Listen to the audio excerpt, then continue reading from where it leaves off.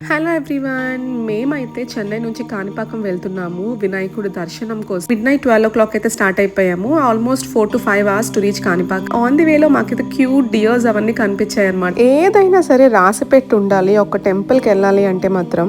Morning మేము 5 o'clock అయితే reach అయిపోయాము అండ్ ఫస్ట్ దర్శనం వచ్చేసి 5:30కి ఉంటుంది. ఎర్లీ మార్నింగ్ ఫస్ట్ దర్శనం ఎప్పుడైనా సరే నిజరూప దర్శనం ఉంటుంది.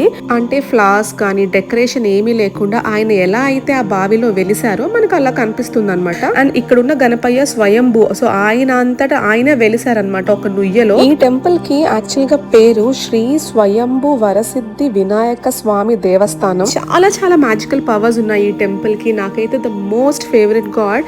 ఒక్కొక్కరికి ఒక్కొక్క దేవుడి మీద నమ్మకం ఉంటుంది. నాకైతే for me he is everything in life. నాకు ఏ కష్టం వచ్చినా హ్యాపీనెస్ వచ్చినా I go to him. Kanipakam వెళ్ళిన తర్వాత గణపయ్యని చూసిన తర్వాత feeling so blessed. Hope you like the video.